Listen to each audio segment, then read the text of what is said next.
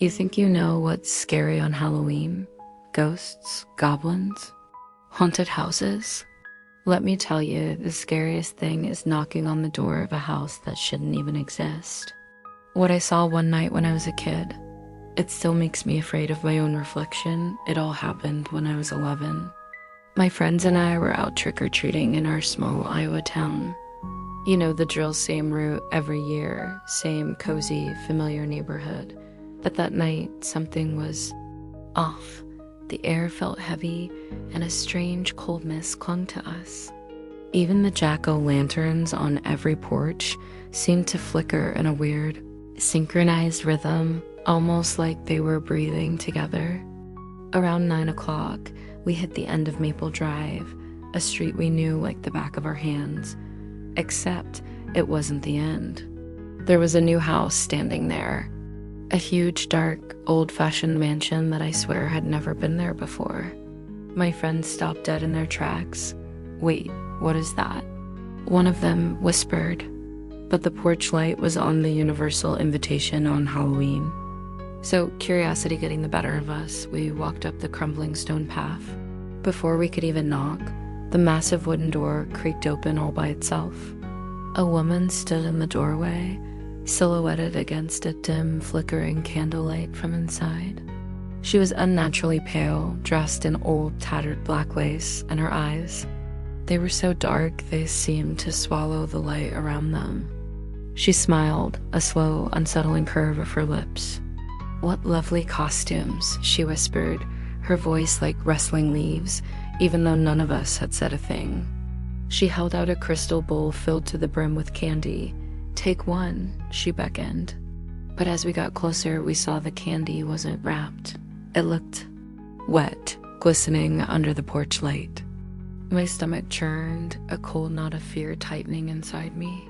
But I didn't want to look like a chicken in front of my friends, so I reached into the bowl. The piece I grabbed was small, cold, and felt strangely soft, almost like a piece of raw meat. I flinched and looked up to see my friends' reactions, but they were gone. The porch was empty. The street behind me was deserted. The woman was gone too. And then, in the blink of an eye, I wasn't on the porch anymore. I was standing at the end of the street, completely alone, clutching a handful of cold, damp dirt. I sprinted home, sobbing, convinced I was losing my mind. My parents just brushed it off. I was tired, they said, probably had too much sugar. But the next day, I dragged them back to Maple Drive to prove I wasn't crazy. The house was gone. In its place was just an empty, overgrown lot with dead brown grass. But as we were about to leave, I saw something sticking out of the dirt.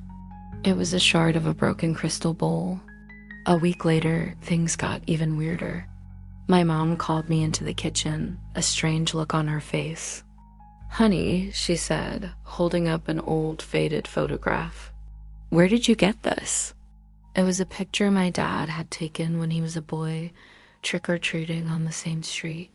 And there, at the end of Maple Drive, stood that exact same house.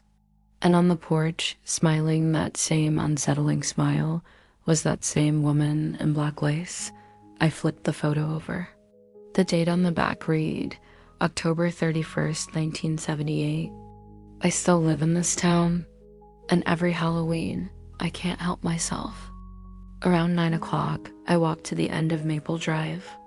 The lot is always empty, just a dark patch of forgotten land. But last year, I saw a light flicker in the darkness.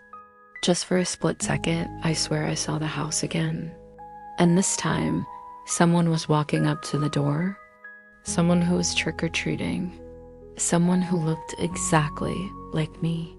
So next time you're out on Halloween and you see a house you don't recognize, maybe think twice before you knock. You never know who or what is waiting on the other side. Thanks for listening to my story. If you have a spooky tale of your own, share it in the comments below.